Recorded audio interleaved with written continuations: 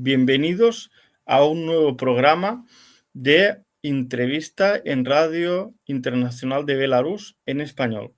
Como sabéis, cada semana conversamos, charlamos, intercambiamos ideas y conceptos con diferentes compañeros y compañeras que nos explican realidades que muchas veces no son escuchadas en Occidente, no son visibilizadas por los medios de comunicación. Se intenta censurar de todos los medios. Entonces, en este espacio, modestamente, intentamos divulgar pues todo ese espacio que no se cuenta, que no se explica en Occidente. Hoy con nosotros contamos con Aníbal Garzón, que es licenciado en Sociología y Estudios Internacionales y sobre todo relacionado con América Latina. Y además de ello es analista internacional y autor del libro BRICS, la transición hacia un orden mundial alternativo. Muchas gracias por haber accedido a esta entrevista, Aníbal. No, gracias a ti, Albert, por la invitación y un abrazo pues, a Radio Bielorrus y a todo el pueblo de Bielorrusia. Bueno, para empezar, yo te quería preguntar, como persona centrada en la materia, en la psicología, ¿tú piensas que en esos países occidentales se está utilizando la sociología, ¿no?, como una herramienta para poder controlar a los pueblos, a las naciones? Sí, yo creo que no solamente la sociología, sino en este carácter toda la ciencia. La ciencia siempre tiene que tener un carácter totalmente neutral. Es decir, la ciencia persigue una verdad, aproximándose a la mayor verdad, ¿no?, con su método científico, método comparativo, ¿no?, con diferentes metodologías. Pero el hecho es qué uso se le da luego a esa ciencia. Esto es muy sencillo. Es como el tema de, podemos decir, la vacuna del COVID. La vacuna del COVID, ¿no? Hay un método científico, ¿no?, donde podemos generar un debate, ¿no?, pero hay un método científico en cualquier vacuna donde tiene su ensayo-error, pero luego finalmente puede tener luego un interés económico, un interés geopolítico, ¿no? Y eso es el problema que muchas veces tiene la ciencia, que más allá del carácter neutral que tiene el marco de la ciencia, luego es el uso que se le dé. Y esto pasa mucho en el tema de la sociología. La sociología, al ser una ciencia más débil, donde tiene, ¿no?, su cercanía con el ámbito político, el ámbito social, el ámbito económico, el ámbito histórico, pues muchas veces los poderes manipulan la sociología con un carácter de ideología y no de ciencia. Y eso acaba generando un poquito, pues, su ámbito académico, ¿no?, sobre todo dentro del academicismo, ¿no?, el generar ideología dominante, el generar controles, ¿no?, de poder, y ahí entra todo, sobre todo, pues eso, academicismo. Y muchos sociólogos, pues, acaban trabajando por eso. Luego hay una sociología alternativa, pero hay muchos sociólogos científicos, economistas, ¿no?, politólogos, que trabajan dentro de un poder del establishment y acaban, pues, deteriorando lo que es el carácter neutral, ¿no?, de esa ciencia que debería ser la sociología. Queda claro, ¿no? Estados Unidos, la Unión Europea, utiliza, ¿no?, todos sus mecanismos universitarios, ¿no?, ese ámbito de conocimiento para intentar como método de control. El control de la opinión pública, el control, ¿no?, de hegemonizar el sistema capitalista, de llevar a cabo, ¿no?, pues esa ideología dominante de que el único modelo viable es el suyo. Y eso pasó muchísimo, sobre todo vimos ese carácter a partir de la caída del muro de Berlín, donde empezaron a implementar teóricos sociales, algunos sociólogos y otros no, como Fukuyama, Huntington, ¿no?, Fukuyama con el fin de la historia, Huntington con el choque de civilizaciones, creando todo un marco teórico, ideológico, donde se le daba, pues, como poder, ¿no?, y darle finalmente una hegemonía ideológica, ¿no?, de control del imperio contra los pueblos. Y eso es lo preocupante. Por lo tanto, la sociología tiene mecanismos de suma importancia para conocer la realidad social. De ahí vienen los estudios cuantitativos como las encuestas. Basámonos principalmente a ver, por ejemplo, en un tema de una encuesta. Muchas veces sería medir la realidad. El hecho de preguntar, ¿no?, con un marco amplio, ¿no?, como una muestra muy amplia de personas, preguntar a qué partido van a votar. pero muchas veces esas encuestas no miden las realidades, sino lo que intentan es generar impacto en la conciencia social. Por ejemplo, si hay un candidato alternativo que tiene un 20% de votos, si hacemos una encuesta, la manipulamos, no utilizamos el marco teórico que tenemos que utilizar y todas las herramientas y decimos que es un 2%, a lo mejor de esa manera mucha gente no va a ir a votarle porque genera una desmoralización. Y eso se utiliza mucho en los sondeos de opinión. Los sondeos de opinión, las encuestas, las estadísticas, los estudios, todos son mecanismos de la sociología. Si le da un carácter totalmente objetivo y neutral, de suma importancia, pero muchas veces lo que hace el poder es justamente lo contrario, utilizar esos mecanismos para intentar reproducir, ¿no?, el mismo modelo y el establishment. Y eso es principalmente lo preocupante de dar el sistema, el uso de una mala ciencia, ¿no?, y en contra, ¿no?, de que la ciencia en realidad es algo democrático, algo plural, y eso es lo preocupante que tenemos que tener en el día a día. Creo que la sociología, sobre todo con su ambiente más político y social, es algo evidente que lo utilizan muchísimo los poderes fácticos. Precisamente eso lo hemos podido ver en muchos casos donde, por ejemplo, en América Latina, en América del Sur, se ha utilizado todo este tema de las encuestas y vemos ahora estos últimos años, puede ser desde la muerte de Hugo Chávez eso haya tenido algo que ver, pero vemos como en países de América del Sur y del Caribe, que iban en un proceso donde los partidos de izquierda o movimientos populares tenían mucha fuerza, hay un retroceso y la derecha se hace con muchas veces con el poder o con tribunas mayores, ¿no? ¿Qué es lo que está ocurriendo? ¿A qué se debe este cambio? Porque parecía, ¿no?, que el continente había despertado, ¿no?, y que ese llamado Patriot Zero por Estados Unidos, eso ya había terminado, ya había acabado. Ahora vemos un retroceso en las izquierdas. ¿Qué es lo que ocurre? Bueno, yo creo que es complejo el hecho de decir si hay un retroceso, unos avances, porque sí es verdad que es un momento histórico muy diferente que hace 20 años. Es verdad que en América Latina, sobre todo en el 2005, había, cuando se dijo no al Tratado de Libre Comercio con Estados Unidos, eso de Tratado de Libre Comercio entre comillas, el no al ALCA en el 2005, con Kirchner en Argentina, con Lula en Brasil, un primer Lula, con Chávez en Venezuela, con Tabra y Vázquez en Uruguay, ¿no? Había luego Evo Morales en Bolivia, Cuba siempre permanente, y se dijo que no al ALCA y se generaron estructuras nuevas de interacción regional. El ALBA, el Mercosur sí que se dio sus ciertos cambios, aunque venía del 91, Petrocaribe, UNASUR, CELAC, todo eso fueron propuestas de suma importancia, pero muchas de ellas propuestas salieron por parte de Venezuela, sobre todo Hugo Chávez. ¿Qué sucede? Que aquí viene, ¿no?, claro, con Hugo Chávez y luego Maduro, y hay muchas izquierdas que critican a Maduro, ¿no?, que pueden tener su lógica de criticar, pero no que olvidemos que Hugo Chávez, claro, tuvo un intento de golpe, tuvo varios intentos de desestabilización, pero Hugo Chávez no sufrió lo que está sufriendo Maduro, que es el bloqueo claro de sanciones que ha llevado a cabo Estados Unidos. Eso lo implementó Obama en el 2013-2014. Justamente nada más morir Chávez, que fue en marzo del 2013, Obama presenta lo que es que Venezuela es una amenaza exterior de Estados Unidos y hay que llevar a cabo sanciones. Hoy en día son casi 1.100 sanciones las que tiene Venezuela por parte del imperialismo norteamericano. ¿Qué sucede? Que Venezuela era, sobre todo, una pieza maestra en el tema de la interacción regional latinoamericana y en las izquierdas latinoamericanas. Daba oxígeno a Cuba, ¿no?, dentro, entre comillas, del bloqueo. Aspiraba, ¿no?, a la interacción latinoamericana, alimentaba movimientos sociales, se veían los cambios y discursos críticos con el imperialismo norteamericano que eso acababa alimentando, ¿no? Entonces, el hecho de bloquear a Venezuela, intentar aislarla, ¿no?, intentar criminalizarla, sobre todo 2019-2020, criminalizaron todos los medios de comunicación a nivel internacional, presentando a Estados Unidos todo tipo de sanciones, no criminalizando a Maduro, que hablaba un momento las izquierdas en España, se hablaba de izquierda y te decían si eras chavista o no chavista, y eso era el debate que había en la izquierda española política. Entonces, eso era lo preocupante. Pero ¿qué sucede? Que si analizamos un poco, se ha generado una nueva ola de izquierdas. Es verdad que se ha aislado a Venezuela, que sigue con el bloqueo tal, pero Lula ganó las elecciones en Brasil, ¿no?, después de lo de Bolsonaro, aunque se critica que Lula lleva una posición más de moderación, ¿no?, en ese caso, en el tema de interacción. Ha habido Boric, que se dice en Chile que es de izquierdas, que yo digo que no, pero bueno, que ha habido dicen que es de izquierdas y ganó de izquierdas, yo creo que Boric no lo es. El tema por ejemplo, de Colombia, el tema de Colombia, Petro, con críticas que podemos hacer, es un tema histórico. En Colombia nunca había gobernado a la izquierda y Gustavo Petro está gobernando con más o menos sus problemas, pero lo está. En México, López Obrador trae otra vez a México a la izquierda, cuando era un país históricamente no independiente, muy soberano, y se ha visto claramente como AMLO, o como ahora la actual presidenta Claudia, está llevando a cabo políticas muy críticas y discurso contra Estados Unidos.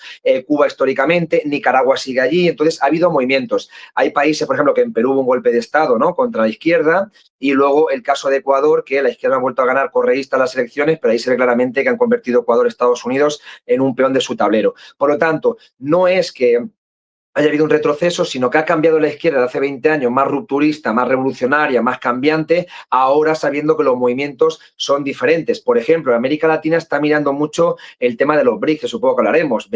Gustavo Petro ha entrado a Colombia como país nuevo banco de desarrollo de los BRICS. Hay movimientos importantes. A lo mejor ese discurso ultrarrevolucionario de Chávez, de por la revolución bolivariana contra el imperialismo norteamericano, está cambiando. Están habiendo otro tipo de izquierda, pero yo creo que no podemos decir, como en el 2015, 2017 era un momento más crisis de la izquierda, ahora en el 2025 hay justamente ha habido un levantamiento, puedo decir, Brasil se recupera, México entra a la izquierda, Colombia también como algo histórico, Chile está ahí. Además, Chile, por ejemplo, la candidata de Chile para las elecciones va a ser por muchos años candidata dentro del grupo de izquierda del Partido Comunista, algo que es algo histórico, y va a ser la candidata dentro de, sustituyendo a Boric, del Partido Comunista. Por lo tanto, no hay una crisis, simplemente es un cambio, pero creo que sobre todo esto viene de la ahoga intentado el imperialismo norteamericano contra Cuba y con ello Venezuela, y sobre todo creo que algunas consecuencias contra el imperio se han llevado, porque ha habido respuesta de países, y más y en resumen, con lo que ha habido por parte de Donald Trump, una agresividad constante contra América Latina, volver el patio trasero de América Latina, doctrina Monroe, y ahí hay ciertos cambios que son de suma importancia para hacer una lectura. Pero América Latina ahora mismo es un proceso histórico diferente, y además también está atenta a los cambios internacionales y a cooperar con otros países más allá del continente americano. Creo que es de suma importancia analizar todo eso. Bueno, precisamente hablando de esos cambios, de esos procesos, ¿no? Te quería preguntar por Bolivia. Como sabemos, este próximo mes de agosto son elecciones presidenciales en el país.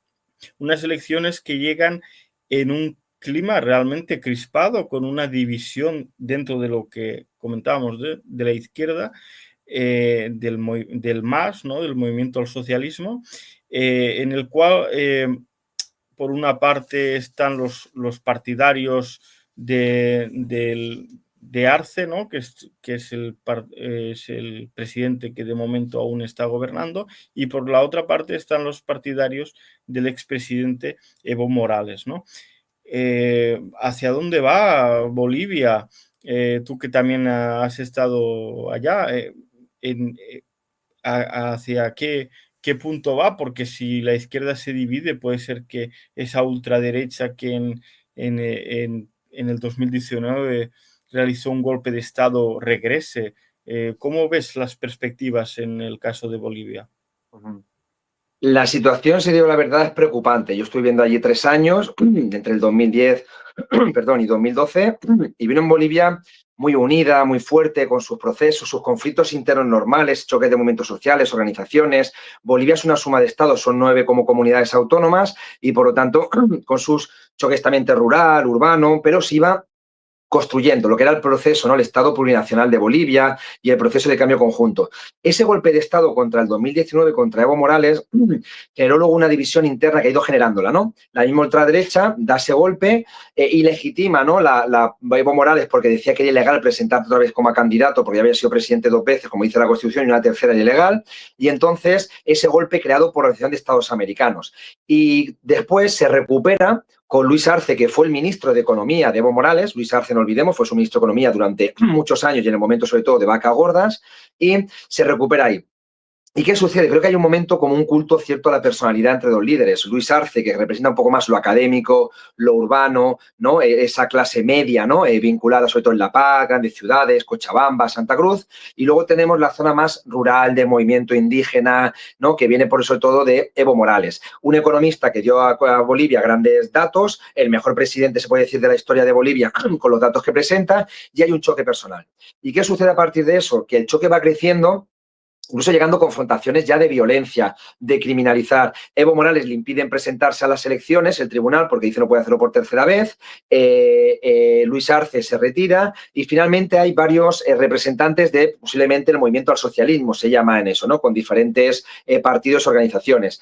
Tenemos el caso de Andrónico, ¿no? Que Andrónico Rodríguez va con otro nombre, Alianza Popular, pero va con la idea de intentar sumar ese voto, pero hay mucha gente que es crítica porque le ve más cercano a Evo Morales y no tanto a Luis Arce, y por lo tanto hay una cierta crítica sobre eso. Tenemos luego el tema de Eduardo de Castillo, que él fue, ¿no? Que es el que va candidato con Arce, como sería el sustituto de Arce, pero mucha gente no lo ve como un líder social, porque en Bolivia no es ser el político tradicional o diplomático, sino es el que está con las bases y por lo tanto no le ven con muchos datos. Algunas encuestas dicen el 2%. Y luego hay una tercera candidata que viene el movimiento al socialismo, que es Eva Copa, que es la alcaldesa del Alto, que ella ya se separó de Evo Morales hace tiempo, pero también va con el discurso de la izquierda, y es la alcaldesa del Alto, un municipio de 1 millón de personas, que tampoco le dan grandes datos. Todo esto lo está aprovechando la derecha además histórica, porque los que se presentan como candidatos, Samuel Doria Medina es un histórico, un multimillonario boliviano a favor del golpe de Estado que se ha presentado en varias elecciones, es uno de los oligarcas principal de Bolivia, o Jorge Quiroga, Tuto Quiroga, que ha sido totalmente vinculado con Aznar, la derecha más rancia latinoamericana y española, y también dicen que son los 2 candidatos. Ahora,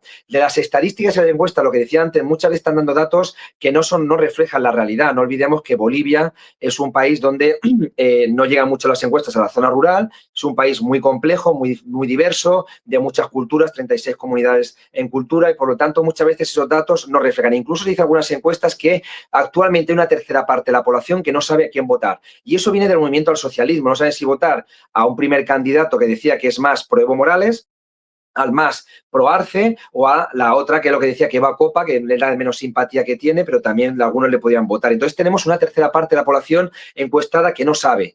Eso lleva a incertidumbre ahora mismo en los datos, y no olvidemos también que Bolivia, para ganar las primeras elecciones, porque es unas elecciones presidenciales, hay segunda vuelta y tienes que van los 2 primeros candidatos a la segunda vuelta, eso puede cambiar luego un poco los datos de cómo va a ir, o tú ganar más del 50% las elecciones en la primera vuelta. Creo que ese dato no se va a ver a haber segunda vuelta, y eso va a ver finalmente qué va a reflejar. Si finalmente hay un candidato de la derecha como Doria Medina, Tuto Quiroga, con alguno de izquierdas, como bien decía, como Andrónico Rodríguez o Eduardo del Castillo, ¿no? Tienen que ver un poco cómo finalmente si eso va a sumar. Y si hay una derecha y una izquierda, si la izquierda se va a sumar en la segunda vuelta, y eso puede generar revivir el proceso de cambio. Creo que es la única alternativa que se puede hacer, que uno de los candidatos de izquierda vaya a segunda vuelta y eso lleve a unificar el movimiento de Evo Morales con Luis Arce, porque si no gana la derecha, si gana la derecha en Bolivia, es una derecha que tiene el antecedente golpista del 2019 a hacer persecución política. Ahí es lo que puede hacer que la izquierda se una en la segunda vuelta electoral después de las elecciones que bien has dicho en agosto. Pues sí, la verdad, bastante incertidumbre. Estaremos pendientes a lo que ocurra. Precisamente la siguiente pregunta está relacionada con los BRICS. Eres el autor del libro BRICS, la transición hacia un mundo, hacia un orden mundial alternativo. ¿Qué es lo que te inspiró a escribir este libro? ¿Y cómo ves tú los BRICS con sus cosas? Porque tienen también contradicciones internas y demás. ¿Cómo lo ves como organización? ¿Realmente se podrá hacer una alternativa real a este mundo imperial o se podrá o no se podrá? ¿Cómo tú lo ves? Sí, la primera pregunta que haces ahí, Albert, ¿por qué me llevo a escribir sobre los BRICS? Bueno, aparte de que, como bien decía, me interesan los estudios internacionales y tal, pero sobre todo era cómo era posible. Yo estoy viendo varias veces en el sur, ¿no? En América Latina principalmente, y la gente pues hablaba de esos temas porque los BRICS fue fundado en el 2009 oficialmente, es decir, lleva 16 años. Y sobre todo cuando vengo al norte, cuando estoy en Cataluña, en Barcelona, en el Estado español, me doy cuenta que la gente lo desconoce. Y eso pasa, la gente no sabía nada de qué eran los BRICS, pero ni académicos, y es un poquito lo que explico en la introducción del libro, ni amigos de la infancia en mi barrio obrero, ni académicos, no se habla de nada. Incluso en la cumbre del año pasado en Kazán, en Rusia, donde también fue, ¿no?, el presidente de Bielorrusia, Lukashenko, nos encontramos que se reúnen en Rusia 36 países que representan 5.000 millones de personas, que tienen un PIB ya, en los BRICS no olvidemos ahora que son 10 países miembros y 10 socios. Bielorrusia, por ejemplo, es un país socio, además de países simpatizantes con interés de entrar. Y entonces entendemos que datos superan en PIB al G7, en el tema de importancia demográfica, poblacional, en reservas en petróleo, en gas, materia prima, que vemos a Donald Trump muy nervioso con el tema de que habla constantemente de los BRICS y el tema de poner aranceles a todos los países de los BRICS y desunir. Queda claro que los BRICS está machacando un poco, ¿no?, la hegemonía del imperio norteamericano. Entonces, más allá de países que puedan generar disputa ideológica para algunas personas, Emiratos Árabes, Egipto, Irán, bueno, porque no, tal, y entonces esto, y la religión, y bueno, pueden generar, pero a nivel geopolítico están haciendo ahora mismo los BRICS, y quedó claro en la cumbre de Río de este año, están haciendo movimientos que molestan mucho a Washington. Washington es con la OTAN, bombardean, lleva una política de guerra, ya sabemos los 20 años del siglo XXI, Libia, Siria, Irak, Afganistán, y de repente están nerviosos con el proceso de desdolarización que llevan los BRICS, que ya no es una utopía, el proceso, ¿no?, de llevar a cabo una cooperación militar entre algunos países de los BRICS, el tema tecnológico, rompiendo el modelo ese de norte-sur. Entonces, más allá de que algunos países, ¿no?, y la duda es, claro, te decía la gente, ya, de una óptica de izquierdas, los BRICS hay países muy conservadores, podemos criticar la India, podemos criticar, ¿no?, muchos países ya, pero lo que siempre digo es que los países de izquierdas y antiimperialistas tienen ese espacio, y queda la prueba muy claro. Cuba, sin ser una potencia emergente, que es lo que los países BRICS, la han metido ya como miembro socio, al igual que Bielorrusia.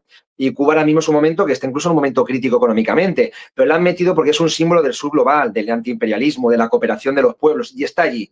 Y eso puede llevar a Cuba que se pueda librar en cierta parte de algunas restricciones del bloqueo del imperialismo norteamericano. Entonces, los BRICS dan un oxígeno y unos cambios en ese orden, que ahora mismo es un viejo orden, lo digo así porque es un viejo orden que lleva ya desde el Pacto Bretton Woods de la Segunda Guerra Mundial, y hoy en día el orden ha cambiado. Es diferente, estamos en un orden mundial alternativo creciente y los países del sur quieren tener mayor protagonismo. Y eso lleva a cabo respeto mutuo, soberanía, sin meterse en asuntos. Claro que está claro que Rusia y China son las potencias económicas y geopolíticas, los BRICS, pero están llevando a cabo, es decir, no está llevando, es que queda claro, Rusia contra Bielorrusia ninguna violación de soberanía, ni contra Cuba, ni contra Bolivia, que también es un país que hablábamos y es un país socio, ni contra Egipto. Queda claro que cada uno juega su papel dentro de los BRICS, pero quieren cambiar ese orden unipolar, ¿no?, imperial de Estados Unidos y sus lacayos de la OTAN Europea, porque la cosa ha cambiado. Hoy la economía, hay mucho movimiento en los países del sur. Y Donald Trump está muy nervioso por lo que decimos de las aduanas y tal. Este conocimiento, para entender la política de lo que hace ahora mismo países como de la OTAN, del 5%, ¿no?, en el caso de España,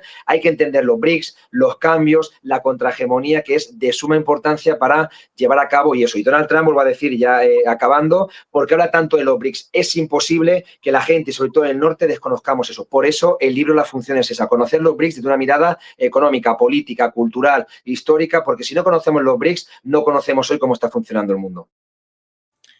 Pues a todos los que nos están mirando, recomiendo que lean este libro, que creo que es bastante interesante para comprender cómo los BRICS pueden ser esa alternativa que el mundo necesita, ¿no? Con nosotros ha estado Aníbal Garzón, sociólogo y compañero, que le tengo mucho aprecio.